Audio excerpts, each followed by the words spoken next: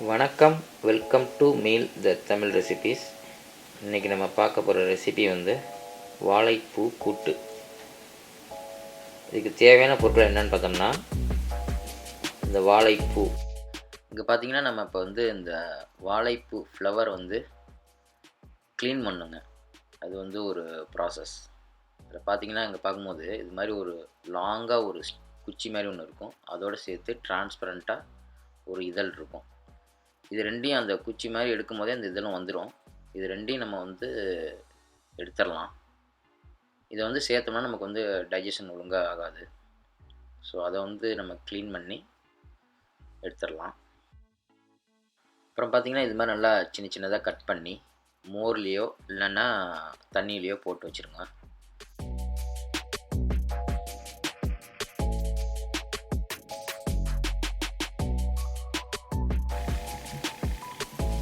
பாசி பருப்பு எவ்வளோ பது?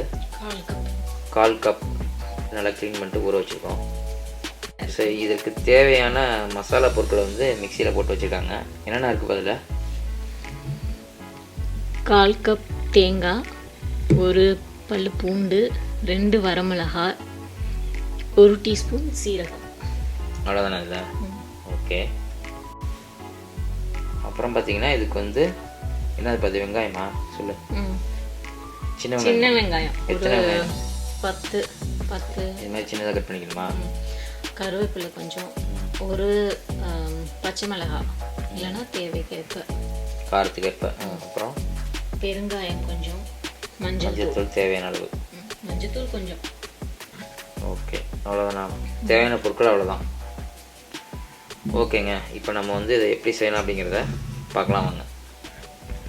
சூடான பாத்திரத்தில் எண்ணெய் கொஞ்சம் நல்லெண்ணெய் ஊற்றுறேங்க.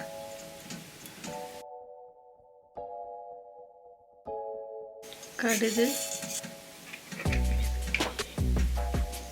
உளுத்தம்பருப்பு,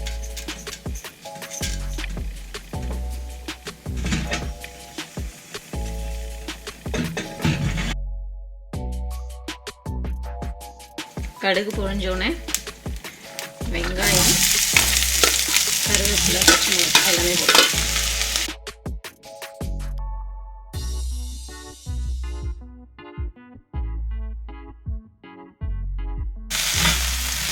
நல்லா வதக்கிக்கலாம். கொஞ்சம் உப்பு போட்டுக்கலாம்.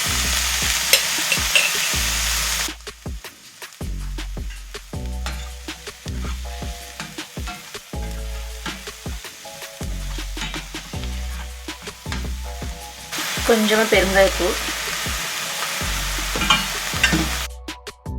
வெங்காயம் நல்லா வதங்கினதுக்கப்புறமா ஏற்கனவே ஊற வச்சுருந்த இந்த பாசி பருப்பை தண்ணியை வடிச்சிட்டு இதில் போட்டலாம்.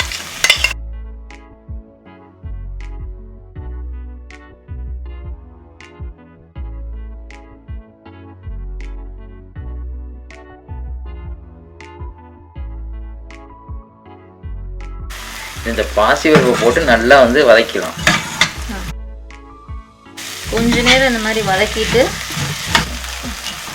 கொஞ்சமாக தண்ணி ஊற்றி வேக விடணும்.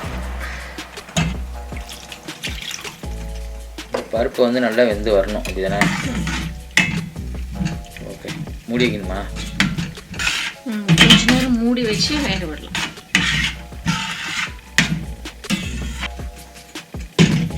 வேகட்டும். இந்த பருப்பு வெந்துட்டுருக்க சமயத்தில் நம்ம இந்த மசாலாவை வந்து நல்லா நைஸாக அரைச்சி எடுத்துக்கலாம்.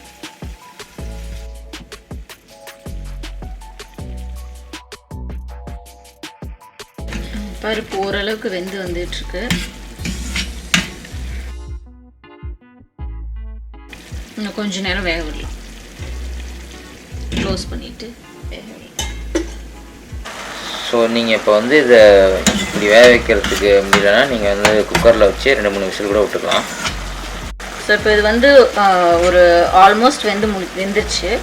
இந்த ஸ்டேஜில் வந்து நம்ம இந்த வாழைப்பூ அதை வந்து சேர்த்துக்கலாம்.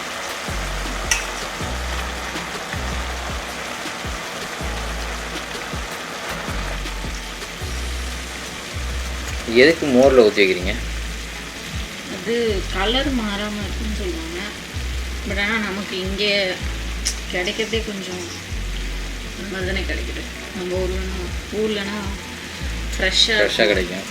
இங்கே வந்து ஸ்டோர் பண்ணி வச்சு தான் வாங்க முடியும். நல்லா வந்து மிக்ஸ் பண்ணிக்கோங்க.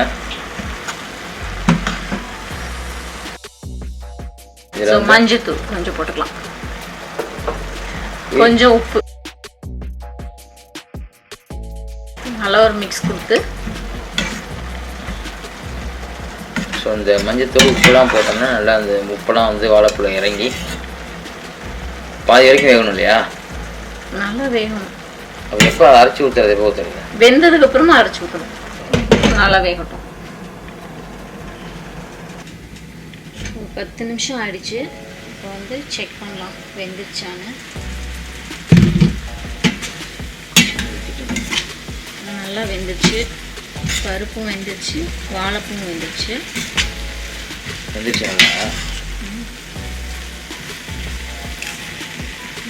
ஸ்மெல் வருதுல்ல? வந்து அரைச்சி வச்ச மசாலாவை சேர்த்துக்கலாம்.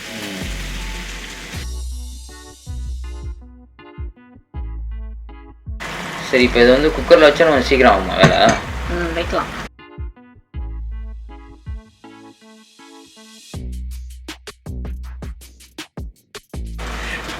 குக்கரில் வைக்கலாம். குக்கரில் வந்து பருப்பு போட்டதுக்கு அப்புறமா வாழைப்பூ போட்டுட்டு விசில் விட்டுட்டு அதுக்கப்புறம் மசாலாவை ஆட் பண்ணி கொதிக்க வைக்கலாம்.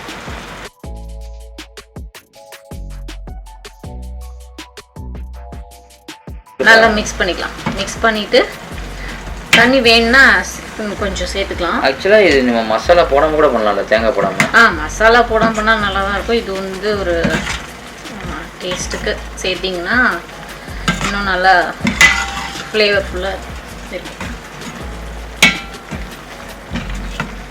ஓகே, இதை இப்போ எவ்வளோ நேரம் வேகணும்? பச்சை வாசனை போகிற வரைக்கும் வேகணுமா? ஜஸ்ட் ஒரு 2லேருந்து 3 நிமிஷம் அப்படியே கொதிச்சோடனே எடுத்துடலாம்.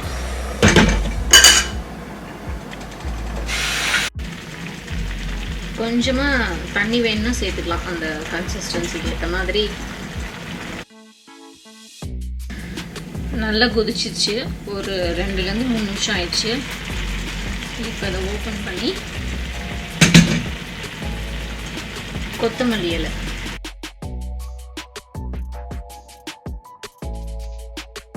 கலந்து விட்டுக்கலாம்.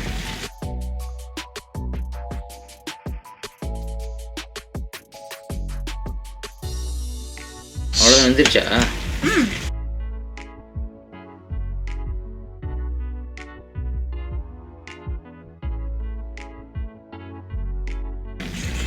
அவ்வளோதான், அந்த வாழைப்பூ கூட்டு ரெடி ஆயிடுச்சுங்க.